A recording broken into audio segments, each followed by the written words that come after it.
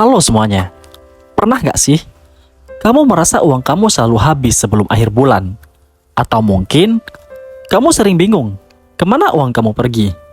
Nah, di video kali ini saya akan membahas alasan-alasan yang membuat uang kamu cepat habis dan bagaimana cara untuk mengatasinya. Jadi, pastikan kamu menonton video ini sampai habis. Alasan yang pertama adalah belanja impulsif. Kita seringkali membeli barang-barang yang sebenarnya tidak kita butuhkan, hanya karena diskon atau karena kita lagi merasa ingin. Belanja impulsif ini bisa sangat cepat menguras uang kita. Pernahkah kamu merasa tergoda saat melihat diskon besar-besaran? Biasanya, kita cenderung membeli barang tanpa pikir panjang. Ini bisa dicegah dengan membuat daftar belanjaan sebelum pergi ke toko, dan patuhi daftar tersebut. Jangan lupa untuk selalu tanya pada diri sendiri, apakah aku benar-benar membutuhkan ini? Kemudian, alasan selanjutnya adalah kurangnya perencanaan anggaran. Banyak dari kita yang tidak membuat anggaran bulanan. Tanpa anggaran, kita tidak tahu berapa banyak uang yang kita miliki dan berapa banyak yang bisa kita belanjakan. Anggaran membantu kita mengontrol pengeluaran dan memastikan bahwa kita tidak mengeluarkan uang lebih dari yang kita hasilkan. Mulailah dengan mencatat semua pemasukan dan pengeluaran selama 1 bulan. Ini akan memberi gambaran yang jelas tentang kemana uangmu pergi dan area mana yang bisa dikurangi. Kemudian, alasan selanjutnya adalah tidak memiliki dana darurat. Dana darurat penting untuk mengatasi hal-hal yang tidak terduga, seperti sakit, kecelakaan, atau kehilangan pekerjaan. Tanpa dana darurat, kita cenderung menggunakan uang dari anggaran lain yang akhirnya menguras tabungan kita. Dana darurat sebaiknya mencakup biaya hidup selama 3-6 bulan. Mulailah menyisihkan sebagian uang setiap bulan untuk dana darurat ini. Ini memberikan rasa aman dan ketenangan pikiran karena kamu tahu ada cadangan jika terjadi sesuatu yang tidak diinginkan. Alasan selanjutnya adalah gaya hidup yang melebihi penghasilan. Terkadang kita tergoda untuk hidup lebih mewah daripada yang seharusnya. Misalnya, membeli gadget terbaru, padahal yang lama masih berfungsi dengan baik. Atau sering makan di restoran mahal. Ingat, hidup melebihi penghasilan hanya akan membuat kamu terjebak dalam hutang dan kesulitan keuangan. Cobalah untuk hidup sesuai kemampuanmu dan hindari pengeluaran yang tidak perlu. Ini mungkin terdengar sulit, tapi akan sangat membantu dalam jangka panjang. Alasan selanjutnya adalah biaya langganan yang tidak terpakai. Lihat kembali semua langganan bulanan yang kamu miliki, seperti streaming service, gym, atau langganan lainnya. Apakah kamu benar-benar menggunakan semua layanan tersebut? Jika tidak, batalkan langganan yang tidak diperlukan untuk menghemat uang. Kadang, kita terus membayar untuk layanan yang jarang atau bahkan tidak pernah kita gunakan. Buatlah daftar langganan dan evaluasi secara berkala, mana yang masih digunakan dan mana yang tidak. Alasan selanjutnya adalah makan di luar terlalu sering.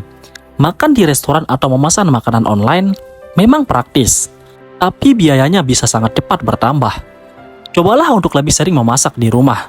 Selain lebih hemat, kamu juga bisa memastikan makanan yang kamu konsumsi lebih sehat. Buat rencana menu mingguan dan belanja bahan makanan yang dibutuhkan. Ini tidak hanya membantu menghemat uang, tapi juga waktu. Kamu akan terkejut melihat berapa banyak yang bisa dihemat dengan memasak sendiri. Kemudian, alasan selanjutnya adalah tidak membandingkan harga sebelum membeli. Terkadang, kita langsung membeli sesuatu tanpa membandingkan harga di tempat lain. Luangkan waktu untuk mencari harga terbaik sebelum membeli sesuatu, terutama untuk barang-barang yang mahal. Cek harga di beberapa toko atau online untuk memastikan kamu mendapatkan penawaran terbaik. Memang butuh waktu sedikit lebih lama, tapi hasilnya bisa menghemat banyak uang dalam jangka panjang. Kemudian alasan selanjutnya adalah tidak mengikuti rencana keuangan. Memiliki rencana keuangan saja tidaklah cukup.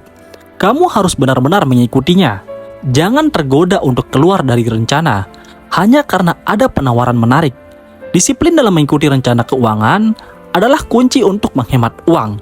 Buatlah rencana yang realistis dan sesuai dengan gaya hidupmu, sehingga lebih mudah untuk diikuti. Ingat, konsistensi adalah kunci. Kemudian, alasan selanjutnya adalah Pengeluaran kecil yang terabaikan.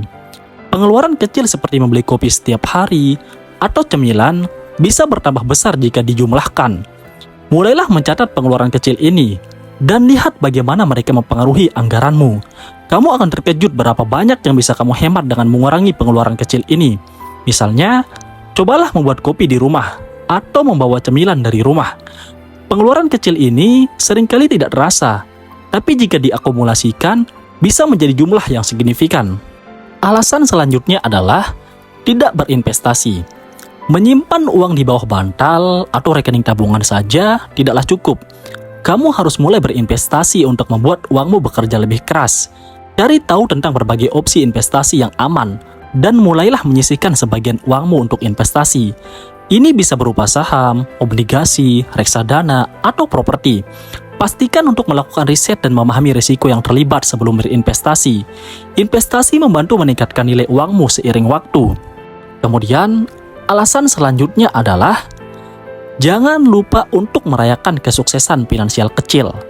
Setiap kali kamu berhasil menabung atau menghindari pengeluaran impulsif, berikan dirimu sedikit penghargaan.